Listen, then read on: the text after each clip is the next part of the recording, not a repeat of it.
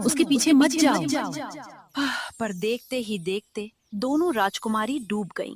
सुंदरकुंड राज्य, जहाँ की हरियाली और शांति की मिसाल दी जाती थी। यह राज था राजा वीर सिंह का। कहने को तो महल खुशियों से भरा था, जहाँ उनकी 3 चंचल बेटियां अनामिका, अश्वा और रुबिका की हंसी गूंजती रहती थी। लेकिन इन दीवारों के पीछे 2 अलग रिश्तों की कहानी दबी थी। अनामिका, जो राजा की पहली पत्नी की निशानी थी, और अश्वा और रुबिका, जिन्हें उनकी दूसरी पत्नी रानी मोनिका ने जन्म दिया था। सब कुछ सामान्य लग रहा था, पर नियति को कुछ और ही मंजूर था। जब उस एक दिन सब कुछ बदल गया। तीनों राजकुमारियां एक नीले तालाब के किनारे टहलने आईं। नीले पानी का वो ठहरा हुआ तालाब जितना शांत था, उतना ही खतरनाक। अनामिका के मन में अनहोनी की आशंका थी, पर रुबिका और अश्वा मंत्रमुग्ध थी। अनामिका, देखो तो सही, यहाँ कितनी शांति है, जैसे प्रकृति ने सारा सुकून यही बिखेर दिया हो। अश्वा, और वो देखो, तालाब के बीचों बीच एक बर्फ जैसा सफेद घोड़ा, कितना दिव्य है। हाँ रुबिका, बिल्कुल सही कह रही हो। ये जगह तो बहुत अच्छी है। अरे, वो सफेद घोड़ा कितना सुंदर है। नहीं रुबिका, अश्वा, ये जगह सामान्य नहीं है। मेरा मन घबरा रहा है। चलो यहाँ से। अनामिका ये कह रही थी, जब अचानक उस तालाब में मौजूद उस सफेद घोड़े के चारों ओर नीली रोशनी फैल गई। मेरे पास आ, करीब आ। तुम्हारी आत्मा का अंत यही है। हाँ, हाँ, हमारे हैं। हाँ, मैं भी आ रही। नहीं, तुम लोग मत जाओ, रुको। वो घोड़ा कोई साधारण घोड़ा नहीं है, मत जाओ। अनामिका उन दोनों को रोक रही थी, लेकिन वह दोनों उस घोड़े की आवाज से सम्मोहित होकर उस तालाब में उतरी, और फिर देखते ही देखते वह दोनों गायब हो गईं। रुबिका, अश्वा, नहीं, ये कैसे हो सकता है? वो दोनों आंखों के सामने ओझल हो गई। कोई है? कोई मदद करो। मेरी बहनें वो उस पानी में समा गईं। मुझे रुकना नहीं होगा। मुझे महल पहुंचना होगा। पिताजी, माँ, मुझे सबको बताना होगा, इससे पहले कि बहुत देर हो जाए।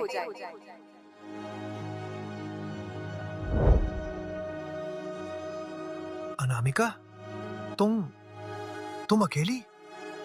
पुत्री, तुम तीनों तो राज्य के भ्रमण पर निकली थी, फिर ये बदहवासी कैसी? क्या हुआ है? हाँ अनामिका, तुम्हारी सांसें ऐसे क्यों फूल रही हैं? और अश्वा और रूबिका कहाँ है?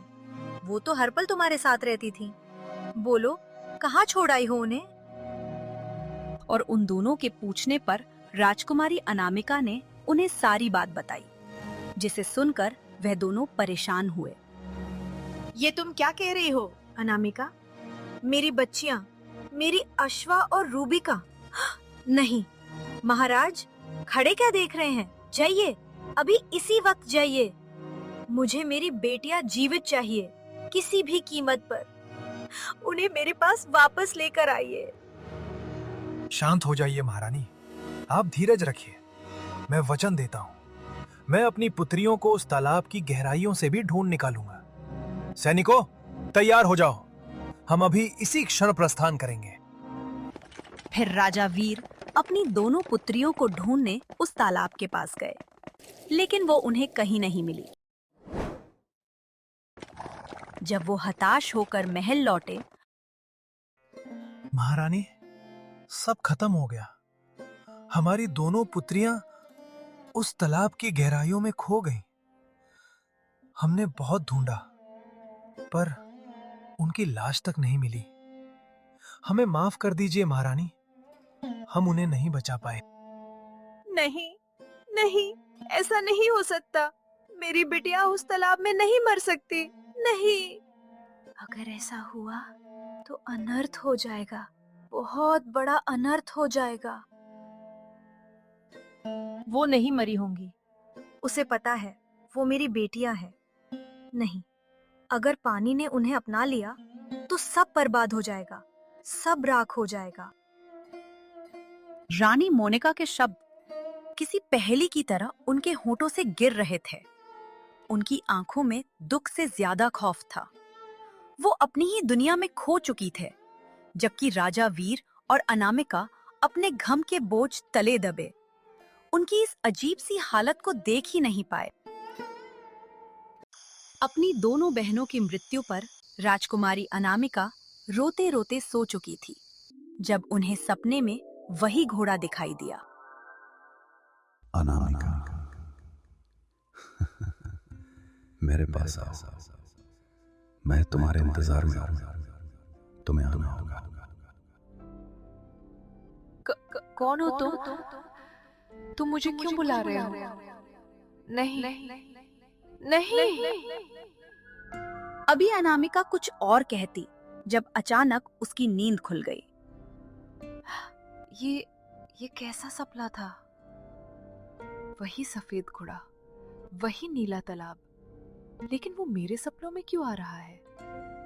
हे भगवान, ये सब क्या हो रहा है? अनामिका फिर से रोने लगी, जब रोते रोते सुबह हो गए और फिर वो सूरज की रोशनी देखते उठी।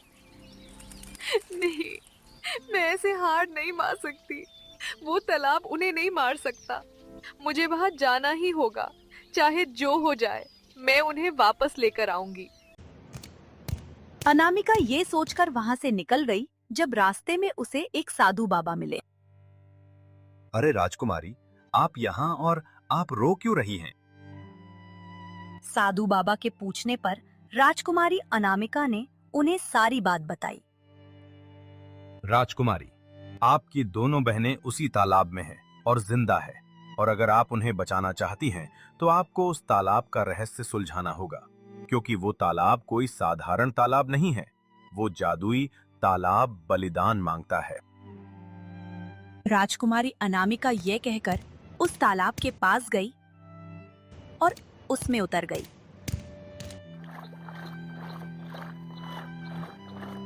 जहां उस तालाब के अंदर एक अलग ही दुनिया आबाद थी। अरे, मैं तो तालाब में उतरी थी, लेकिन यहाँ तो कोई और ही दुनिया आबाद है। और ये इतना बड़ा महल किसका है? अनामिका उस राजमहल को हैरानी से देख रही थी, जब अचानक उसे उसकी दोनों बहनें पत्थरों से बंधी नजर आई। अनामिका, हमें बचा लो, हमें बचा लो। हाँ अनामिका, हमें माँ पिताजी के पास जाना है, और अब तुम ही हमें बचा सकती हो। अभी वह दोनों रो रही थी, जब अचानक वहां वही सफेद घोड़ा प्रकट हुआ। तुम आ गई अनामिका। पता है मैंने तुम्हारा कितना इंतजार किया है। इस नीले पानी की गहराइयों में हर पल सिर्फ तुम्हारा ही नाम गूंजा है। कौन हो तुम? और तुम मुझे इस तरह क्यों बुला रहे हो? कौन हो तुम? तभी वह सफेद घोड़ा अपने रूप को बदलकर एक राजकुमार के रूप में आ गया। ये क्या? अभी तो तुम एक घोड़े थे, फिर अचानक ये इंसानी रूप। ये चमत्कार कैसे हुआ? मैं राजकुमार जतिन हूं। अनामिका, शायद तुम मुझे भूल गई हो, पर मैं तुम्हें कभी नहीं भूला, एक पल के लिए भी नहीं। क्या? मैं आपको कैसे भूल सकती हूँ, जब मैं आपको जानती ही नहीं? मुझे पता है, लेकिन भूतकाल देखने के बाद आप मुझे जान जाएंगी। और फिर राजकुमार जतिन ये कहकर वहां एक पेड़ पर कुछ सालों पहले का दृश्य दिखाने लगे।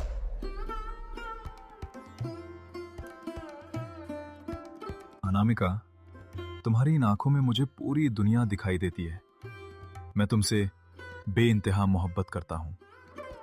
सच कहूं तो अगर नियति ने हमें कभी अलग किया तो मैं जी नहीं पाऊंगा। ओहो, कैसी बातें करते हैं आप। मैं जल्दी ही पिताजी से आपके बारे में बात करूंगी, और देखिएगा वो हमारे विवाह के लिए मान जाएंगे। वो दोनों बातें कर रहे थे, पर वहां रानी मोनिका के भाई भीम छुपकर उनकी बातें सुन रहे थे। अच्छा, तो यहाँ अनामिका ये गुल खिला रही है और वहां मेरी बहन अपनी दोनों बेटियों में से किसी एक का विवाह राजकुमार जतिन से करवाने का सोच रही है। नहीं नहीं नहीं, मुझे अभी जाकर बहन मोनिका को ये बात बतानी होगी। खेल अब बदलने वाला है। अरे भ्राता श्री भीम, आप यहाँ, वो भी इस समय? हाँ बहन मोनिका, क्या करूं, बात ही कुछ ऐसी है जो मुझसे रहा नहीं गया और मैं तुम्हें बताने चला आया। क्यों, क्या हुआ भ्राताश्री? बहन मोनिका, तुम यहाँ अपनी दोनों बेटियों में से किसी एक का विवाह राजकुमार जतिन से करवाने का सोच रही हो, जबकि वो अनामिका ने पहले ही राजकुमार जतिन को अपने प्रेम जाल में फंसा लिया है और बहुत जल्द वो उनसे विवाह करने वाली है। क्या? ये आप क्या कह रहे हैं भ्राताश्री? नहीं, ऐसा कभी नहीं हो सकता। मैं उस अनामिका को अपनी किसी भी पुत्री का हक नहीं छीनने दूंगी। जिस तरह मैंने सालों पहले महाराज को पाने के लिए उस अनामिका की माँ को रास्ते से हटाकर उसी तालाब की गहराइयों में फेंक दिया था, ठीक वैसे ही आज मैं उस अनामिका को भी सबक सिखाऊंगी। उसका अंजाम भी वही होगा। ये कहकर रानी मोनिका गुस्से से अपने भाई भीम के साथ नीले तालाब किनारे गई, जहाँ राजकुमारी अनामिका और राजकुमार जतिन थे। माँ, आप यहाँ? हाँ, मैं यहाँ। और ये तुम क्या कर रही हो? ये राजकुमार जतिन है। मैं इनसे बहुत प्रेम करती हूँ और इनसे विवाह करना चाहती हूँ। नहीं, ऐसा मुमकिन नहीं, क्योंकि मैं राजकुमार जतिन का विवाह अपनी दोनों पुत्रियों में से किसी एक से करूंगी, ना कि तुमसे। रानी मोनिका की ये बात सुनकर राजकुमार जतिन गुस्से से बोले, रानी, आप कौन होती है हमारे जीवन का फैसला करने वाली? मैं आज क्या, अगले 7 जन्म में भी आपकी किसी पुत्री से विवाह नहीं करूंगा। तुम्हारी इतनी जुर्रत, तुम मेरे मुंह पर मेरी सगी बेटियों को ठुकरा रहे हो, वो भी इस अनामिका के लिए। जब मैंने इसकी माँ को मारकर यहाँ इसी तालाब में फेंक दिया, तो तुम क्या चीज हो? मैं सिर्फ रानी नहीं, जादूगरनी कालिका भी हूँ। रानी मोनिका ने ये कहकर अपनी जादू से राजकुमार जतिन को मारकर उन्हें उस तालाब में फेंक दिया। जबकि राजकुमार जतिन को मरता देख राजकुमारी अनामिका वही बेहोश हो गई। बहना, ये तो बेहोश हो गई, और अगर इसने होश में आने के बाद महाराज को सब बता दिया तो? भ्राताश्री, आप चिंता मत कीजिए। मेरे जादू से इस अनामिका की याददाश्त कभी वापस नहीं आएगी और ना ही ये कभी हमारा सच किसी को बताएगी। रानी मोनिका के जादू से अनामिका को जतिन और ये हादसा सब भूल गया, और दूसरी तरफ राजकुमार जतिन के तालाब में गिरते ही तालाब के जादू ने उसे सफेद घोड़ा बना दिया। इसका मतलब मोनिका माँ ने मेरी माँ को मारा है। वही है हमारे प्यार की दुश्मन और आपकी सगी माँ की कातिल। ठीक है राजकुमार जतिन, मैं मानती हूँ मोनिका माँ ने मेरी माँ के साथ साथ आपके साथ भी बहुत गलत किया, लेकिन उसकी सजा आप मेरी इन मासूम बहनों को क्यों दे रहे हैं? हाँ, क्योंकि मैं इनके सहारे आपको यहाँ बुलाना चाहता था और साथ ही इनकी माँ से अपना बदला लेना चाहता था। अब मैं इन्हें और इनकी माँ दोनों को मार दूंगा। नहीं, ऐसा नहीं कर सकते। ये मासूम है, इन्हें छोड़ दीजिए। इतने में रानी मोनिका वहां आ गई और देखते ही देखते उन्होंने उस तालाब में छलांग लगा दी। ओ अच्छा, तो तुम जिंदा हो और मेरी बेटियों को मारने जा रहे थे। लगता है तुम वो दिन भूल गए जब मैंने तुम्हें मारा था। लेकिन कोई बात नहीं, मैं अब भी तुम्हें खत्म कर सकती हूँ। ये तुम्हारी भूल है रानी कि अब तुम मुझे मार सकती हो। जादुई तालाब ने मुझे जीवन दान दिया है और अब तुम्हारा खात्मा में करके रहूंगा। राजकुमार जतिन ये कहकर वापस घोड़े के रूप में आ गए। उनकी आंखों में से तेज बिजली निकली और उसी बिजली से उन्होंने रानी पर वार किया। पर ये क्या, बीच में अनामिका आ गई और उस वार से वो तड़पती हुई जमीन पर गिर गई। माँ, जतिन। अनामिका, ये तुमने क्या किया? मैंने तो तुम्हारी माँ को छीन लिया, तुमसे तुम्हारा प्रेम अलग किया, तुम्हारी याददाश्त तक मिटा दी। फिर भी तुमने मेरे लिए अपनी जान दांव पर लगा दी। क्यों अनामिका, क्यों? माँ, मैंने आपको हमेशा अपनी सगी माँ माना है। भले ही आपने मुझसे कभी प्रेम नहीं किया, पर मैं आपको अपनी आंखों के सामने मरते हुए नहीं देख सकती थी। इसलिए मैंने ऐसा किया। माँ, मुझे माफ कर देना। अभी रूबिका रोते हुए ये कह रही थी जब जतिन अपने रूप में आते हुए बोला, अब मुझे भी नहीं जीना। हे नीले तालाब, तुम ही ने मुझे मौत के मुंह से बचाया था, मुझे घोड़े का रूप देकर। लेकिन अब मुझे ये वरदान नहीं चाहिए, मुझे और नहीं जीना।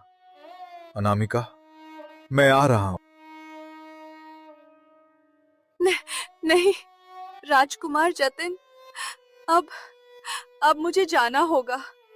मेरी सासें मेरा साथ छोड़ रही हैं, लेकिन मैं वादा करती हूँ, इस जन्म में ना सही, लेकिन अगले जन्म में हम जरूर साथ होंगे, जरूर। अनामिका के उन ठंडे पड़ते हाथों को थामे जतिन की आंखों से आखिरी आंसू गिरा। वो प्रेम की लौ जो बरसों से सुलग रही थी, आज इस नीले तालाब की खामोश गहराइयों में हमेशा के लिए बुझ गई। जतिन ने अपनी आखिरी सांस ली और अनामिका के कंधे पर सिर रखकर हमेशा के लिए सो गया। जैसे ही दोनों प्रेमियों ने प्राण त्यागे, नीले तालाब का वो खौफनाक मायाजाल ताश के पत्तों की तरह बिखर गया। सदियों पुराना वो रहस्य उनके बलिदान के साथ ही सुलझ चुका था। राजा वीर सिंह की आंखों से पट्टी उतर चुकी थी। जब सच सामने आया तो उन्होंने अपनी ही पत्नी मोनिका और उसके भाई भीम को काल कोठरी के अंधेरे में धकेल दिया। गुनाहगारों को सजा तो मिल गई, पर मासूम अनामिका और जतिन की कहानी अधूरी रह गई। कहते हैं, आज भी उस तालाब के किनारे हवाओं में उनके मिलन की सिसकियां सुनाई देती हैं। क्या आपको लगता है कि रानी मोनिका को उनकी मौत से भी बड़ी सजा मिलनी चाहिए थी? अपनी राय हमें कमेंट में जरूर बताएं। और अगर इस प्रेम कहानी ने आपके दिल को छुआ है तो इस वीडियो को एक लाइक जरूर दें।